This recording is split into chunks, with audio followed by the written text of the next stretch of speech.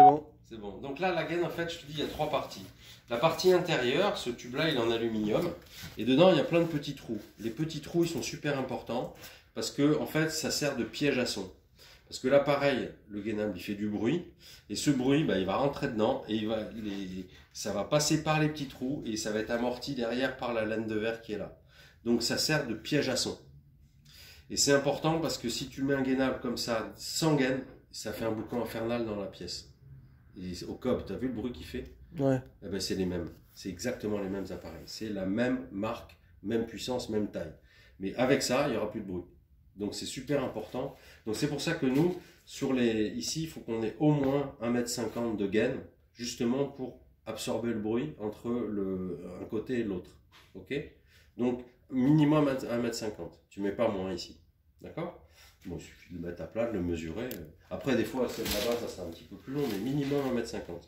Donc la partie intérieure, elle est micro-perforée, justement pour piéger le son. Après, il y a un ressort ici qui est là, tout autour, qui est un ressort métallique, qui sert à éviter que la gaine soit complètement écrasée, parce que ça tient là, ça donne une rigidité à la gaine intérieure, qui est importante. Après, si on l'écrase, si on marche dessus, elles vont s'écraser et elle est foutue, parce que tu peux plus les détordre après. Donc, si jamais ça arrive, bah, il faut couper et changer. Mais ça donne la rigidité à la gaine. Ok? Ça, c'est important. Donc, quand on veut couper une gaine, il faudra couper cet alu et le ressort, il faut le couper à la pince coupante. Parce que plus tard, tu arriveras, parce qu'il est costaud quand même. Voilà. Donc, ça, c'est le premier point. Donc, l'isolant, il y a deux épaisseurs d'isolant. Il y a du 25 mm et du 50 mm. Là, c'est du 50 normalement. Simplement, parce que quand on envoie de l'air très très chaud dedans, pour chauffer la pièce, l'appareil il est quand même situé dans les combles. Dans les combles, il fait froid, parce que c'est pas isolé, généralement. Généralement, dans les combles, ici il fait 0 degré dehors, il fait 0 degré dans les combles. Donc, du coup, bah, la gaine, pour éviter que ça soit un radiateur qui ait perte d'énergie et qu'elle chauffe les petits oiseaux, il faut un isolant assez épais. Ouais. Le problème, c'est que le 50 mm il coûte assez cher, il y en a pas mal qui mettent du 25, mais si on veut faire un bon gainable, il faut mettre un isolant de 50 mm d'épaisseur. Après, il y a plusieurs types d'isolants, des fois c'est de la ouate, des fois c'est de la laine de verre. Bon, ça varie, mais ce qui est surtout important, c'est l'épaisseur.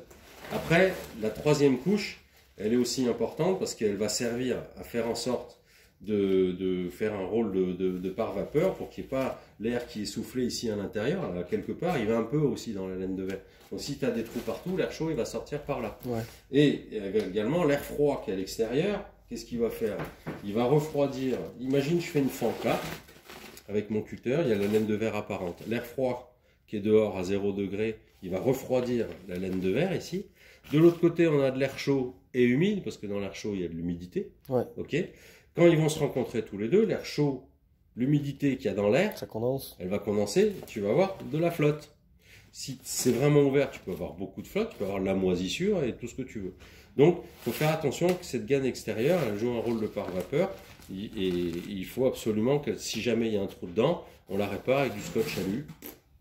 On le colle dessus, ça suffit. C'est terminé. Ok? Voilà, donc ça c'est pour t'expliquer comment est fait une gaine de soufflage. Alors, à ne pas utiliser pour faire de la VMC. Jamais. Pourquoi? Parce que les petits trous, ça va poser un problème. C'est pas compatible. Parce qu'en VMC, on veut pas de petits trous.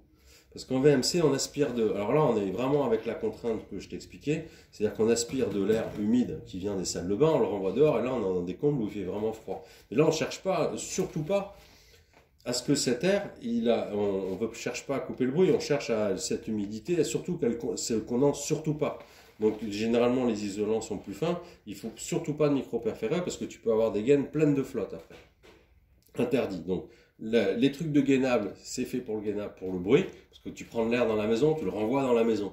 Ouais. La VMC, tu prends de l'air dans la maison, tu le renvoies dehors. On ne fonctionne pas du tout pareil. Donc, il ne faut pas mélanger les deux. Tu ne peux pas prendre de la VMC pour faire du gainable, et tu ne peux pas prendre du gainable pour faire de la VMC. Ce n'est pas la même chose. D'accord? Okay. Voilà. Ça, c'est important. Hop, tu peux fermer.